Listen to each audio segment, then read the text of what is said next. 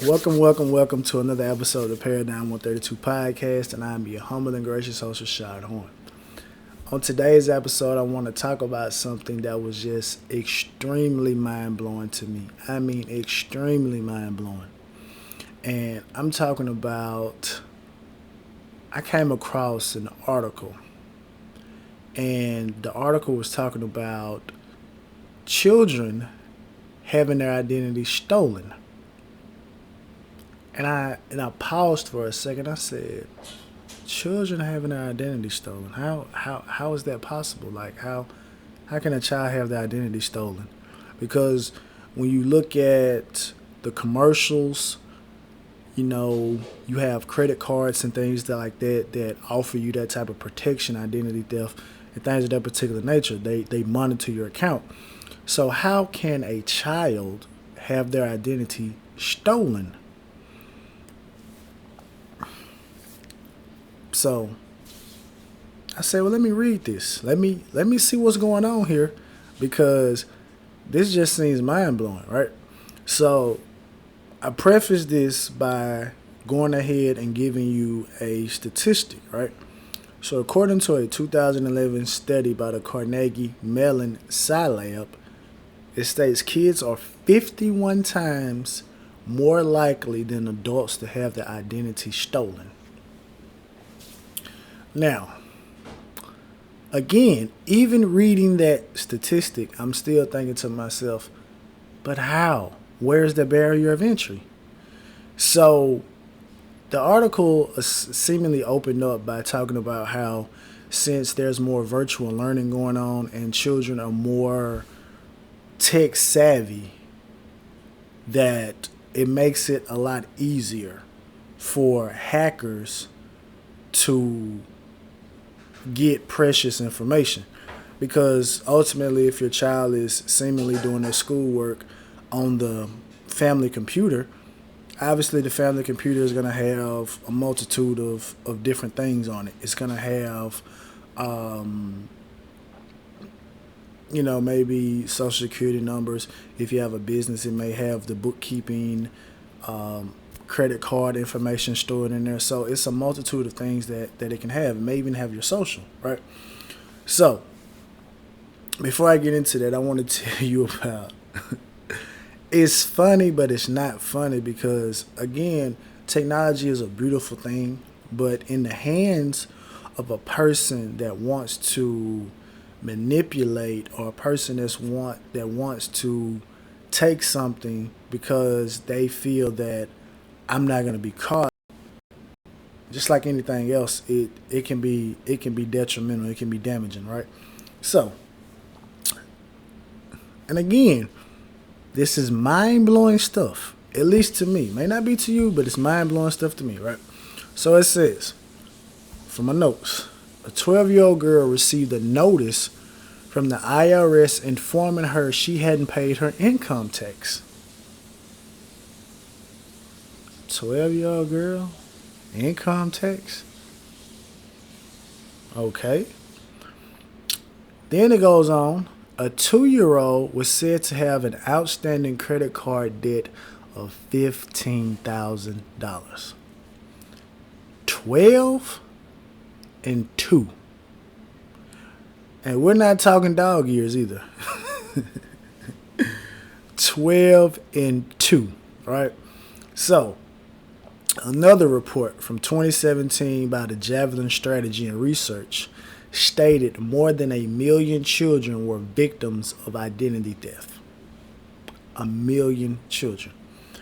So, again, how? I'm asking the question, just how? So, when I think about it, I think back to the situation in which, when children, seemingly when Apple was kind of first coming out and more children were playing, on the apps and all of those particular different things like that, they were playing video games on the phone. And so, and even now, if you're not careful, a pop-up will come and say, hey, do you want to get an extra life, or do you want to get some gold coins, or the tactics that they use. and you click yes. Now, before there was a barrier of entry, you just click yes. And I will recall reading about parents having massive bills from Apple because their child was playing a game for 5 and 10 minutes and ran up nearly $1,000 just that fast. But now they want you to input your ID. Now they still can put the ID in, but the barrier of entry isn't as easy. And if you have the notification set on your card, you can catch that and stop that. So it's tech has come away, right? So the way that they said this, which is interesting because I'm sure we all have either been a victim or we know someone that has been a victim in which their profile has been hacked, right? You may go to your messenger from like Facebook or something and you get a random like hey from someone that you may not even talk to, or you just, y'all just Facebook friends. You're like, why are you messaging me? Because it happened to me one time. A person that I knew, they messaged me, and I thought it was just on the up and up. This was my first encounter with this. And so they were saying, hey, man, click this link because they're saying that if I get somebody else, we can win some free iPads. So at that particular moment, I'm like, this isn't you. And nobody's giving away free iPads, right? So seemingly, if I had clicked on that link, I don't know how they dress this stuff up, but the malware, the Trojan viruses, all of those things would have probably opened up and and came in and been able to access some things, right?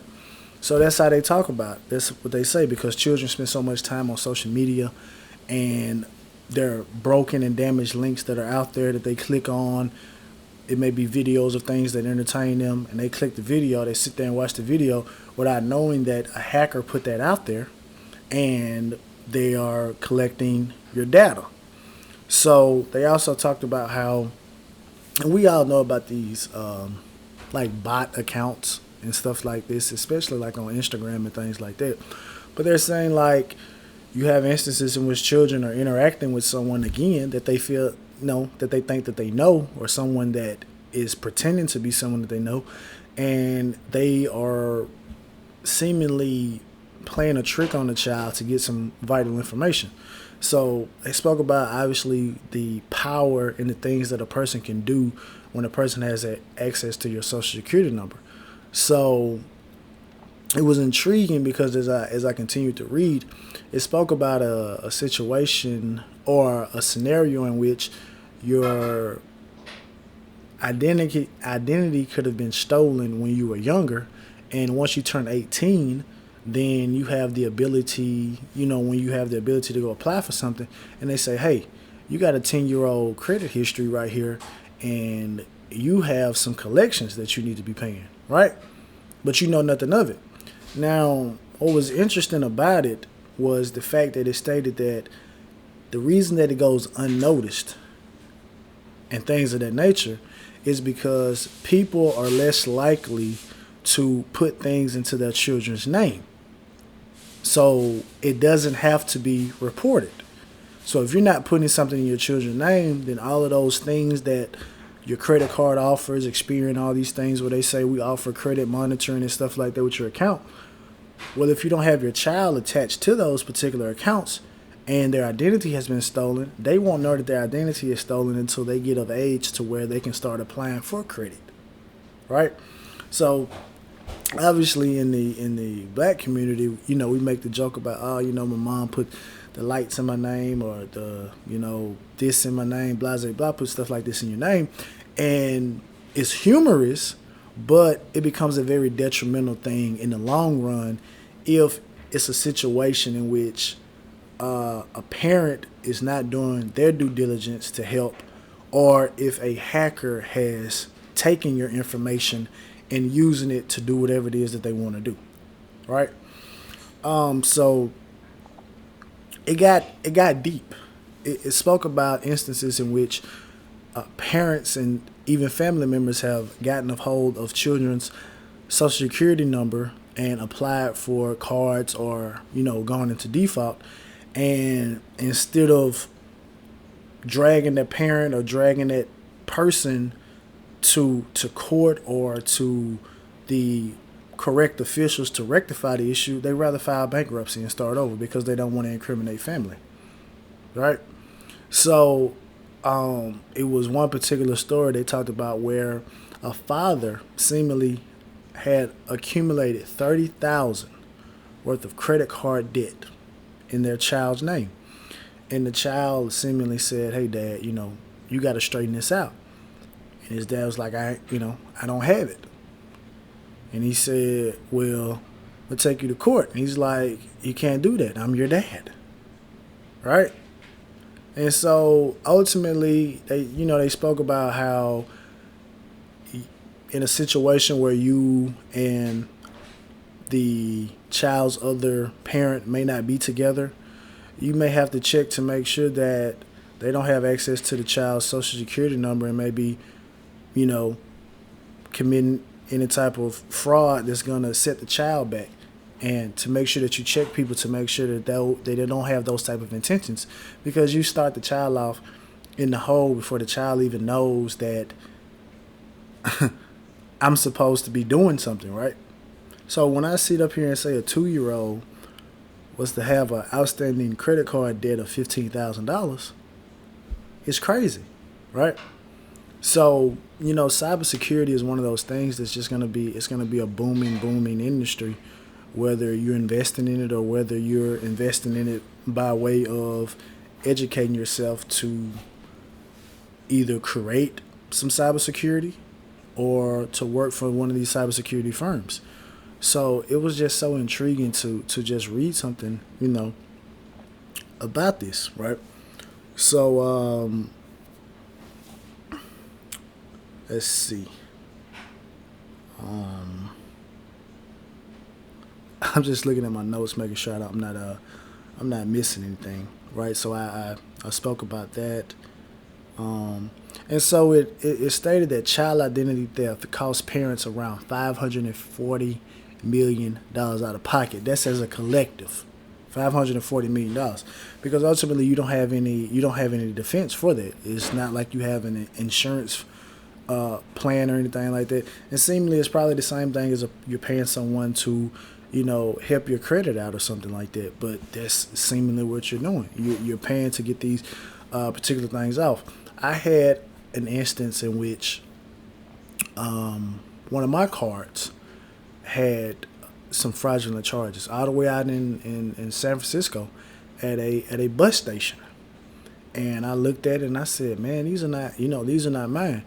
So they were able to rectify the issue.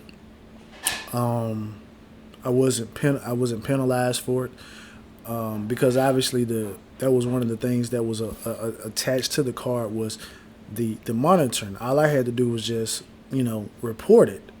And same thing happened to my wife. She ordered something, it got hijacked, so to speak, and a person we seemingly watched it. A person over in Dallas, Texas, bought some bus tickets, some Greyhound bus tickets. And it's just like it's just that easy. Something like that happened to my mom. So it hits you differently, right? Than if someone may say, taking some money out of your pocket, because it's like, okay, well, you maybe took, maybe $100 out of my pocket or whatever like that. And while, yeah, I'll probably be upset, more than likely I'll be upset over $100, but it doesn't rectify, it doesn't feel the same when you are affecting credit, when credit is such an integral part of helping people acquire things that they may want, and they need that credit score intact, they need that credit history intact. So you're taking something from me that is a lot more sentimental or a lot more near and dear to me than you actually just taking the cash money out of my pocket, right? So they just said one of the solutions that they offer to this is to seemingly freeze the child's information so that it cannot be accessed to involve itself in these type of fraudulent activities, right? But one of the things that obviously we want to do now is that we want to make sure that our children start off at a better point than we started. So one of the easiest things to do is that if you do have some good credit, make your child an authorized user, right? So that way you can track those particular different things, because most notably you're doing the spending, or you may have a situation in which you allow for the child to swipe the card, and if you pay them an allowance, or if they have something, a little job or something like that, you say, hey, just pay it back to me, but I'm helping you, right? So it's just it's mind blowing to me, but you just have to.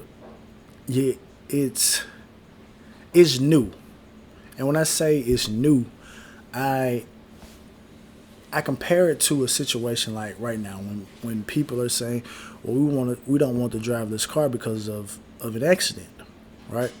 But people have accidents with humans behind the wheel, right? It's just that it's something new, right? It's the aspect that you don't have 100% control of something that scares you, right? So, like, again, taking it back to my mom, she has a debit card, but she prefers to use checks, right? Because she knows that, hey, if I take this check, I sign it, I put the line through it, you can't add anything to it, you can't take it away, you can't take my check and take the money from me, right? It's a hand-to-hand transaction. But when I swipe this card, machine could malfunction, somebody could be behind me watching my pen, or any particular different type of thing like this. You just never know who's around you. And a hacker doesn't have a certain type of look, They don't have a certain type of look. So, it's just one of those things. I called to, we have an internet extender, and I called to get it to work because it wasn't actually working with our current Wi-Fi. And so I called the company, and the guy literally, because of that Wi-Fi extender, was able to go into the computer because he was setting up the antivirus. He literally went into the computer. He was literally controlling the computer from whatever remote location that he's in. And I was just astonished. And we had a couple of viruses, and he was just showing me because I was on the phone, and he said, hey, you see those? You have 37, 38 hits of people who are monitoring or who have access to your network. So they have access. If I were to put my credit card number in to order something, they have access to that. They could take that. Or if I put my social security number in there somewhere and I don't have it set up, they could take that. And it was just so astonishing. Now, I think he was of Indian descent or from India. I don't want to say Indian descent because that may have different meanings, right? So we'll just say he was from India. So, and I was just like, wow, like you get paid to do this, right? This is literally your job, but you have the capabilities in the know-how of a hacker, right?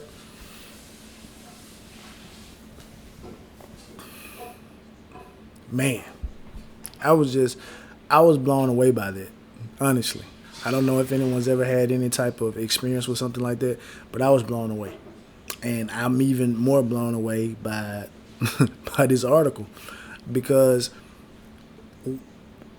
as parents, and I'm not a parent, but I've heard enough parent talking points to I feel like that this particular point that I'm trying to make or trying to convey is something that I've heard multiple parents say. I've heard my parents say it is that you do everything in your power to protect your child, right? You try to protect your child from the unknown, right? But what happens when you don't know the unknown? You can't protect your child, right? So when I look at it and it says that a 2017 report said more than 1 million children were victims of identity theft, that's 1 million parents or 1 million set of parents, so to speak, or, just hypothetically speaking, just say that it's 2 parents for each one of those child. It's 1 million set of parents that weren't able to protect their child from the unknown because they didn't know, right? So it kind of goes back to like one of the things that my wife tells her parent, her father, my father-in-law, because he's on Facebook, and she tells him, don't click on all them links. I don't, because you don't know what they could be. Don't always click on it, even though it's something that you want to see. Don't always click on it. And then when you add in the data that are able to collect, it's a lot, man. It's literally a lot. But at the same token, now that I'm looking for a way to salute hackers, but this type of game, that's what I want to call it, this type of game that they're playing, it's no different than the games that were played from the inception of this country or any other country, where there was a person that said they could do magic, or if it was a person that they said they could heal you of something, right? The same concept applies. They get you in, especially back then, they get you in, they get your money or whatever it is that they want, and boom, they're out of town. You don't know anything about it. You have no way of tracking them down. Same thing as this. It could be anything. You could think that it's a person that you know. They may send you something or something like that, and you just never know. One of the personalities that I listened to on YouTube stated that he tells people, hey, don't send me any type of links to my personal phone. Don't do that. If you're gonna send me something, send it in an email or something like that. But don't send it, don't send it to my personal phone, right? Because just like that, it's up. It's up, But as I wrap this up and I come to a conclusion, I just think about, okay, this is what we are on the cusp of at this particular point, right? So technology is working and running at such a rampant pace that what are going to be factors later on? And so I remember reading where antivirus protection or anti-hack, protection, they're not proactive, they're reactive. And the reason is they cannot create a protection or create a barrier for something if they have not seen the entry, right? So it's kind of like this. It's kind of like, okay, okay, let me lock my door. Okay, let me lock my windows. Okay, you have locks on your doors and you have locks on your windows. But say, for instance, someone, makes a hole underneath your house and makes a hole in the floor, right? So now it's like, well, now I got to be reactive after it. Okay, now I got to reinforce the floor. I got to do this. I got to do that. Okay, so maybe now someone gets on the roof of your house. I'm just speaking hypothetical just to give an analogy of how they say that these particular things work. They can only fix it or patch it after it's been breached, right? So even with that, it's one of those situations where it's like, they can handle anything that has already been presented, right? So just like the lock on the door. Okay, the lock on the door can prevent someone from coming directly through the door because I have that patched. Same thing as the window. I have that patched, right? But it's the unknown. An unknown barrier of entry, right? So I'm not saying this to down and say, oh, well, you shouldn't get any type of antivirus protection or any type of anti-hacking protection, because you should, because it works for things that have already been tried. So if a person is trying something that has already been tried before, and the viruses or the cybersecurity company has already created a patch for it, they can't get back in there again. You got to create another way to get in, right? And if you do that successfully, and the cybersecurity company finds out about it, okay, well, we got to patch that, and we'll do everything in our power to make sure whatever you need to make sure it's restored. So that's how that works, right? So and then even when the article it was just showing, like, it was almost trying to sell you some Norton security. It was like, one of the things you can do is get Norton. It's like, yeah, I can, but you will help things that have already occurred, but you're reactive at the end of the day, right? So but yeah, man, just sit on it. Children are 51 times more likely than adults to have their identities stolen. And when we look at these commercials on television, they're not advertising to children. They're advertising to adults, right? But the class or the individuals that are in more danger to have their identity stolen are children. Again, as the article stated, no one's monitoring it because you as a parent, you have not exposed your child to credit at that particular age. So they're ripe for the picking, as they say. So, yeah. It's always interesting to learn something new, man, about the ever evolving of things that are happening on this planet, as well as in this sphere. You know what I mean? But yeah, it's another episode of Paradigm 132 Podcast. I'll be back to you again next week. Peace.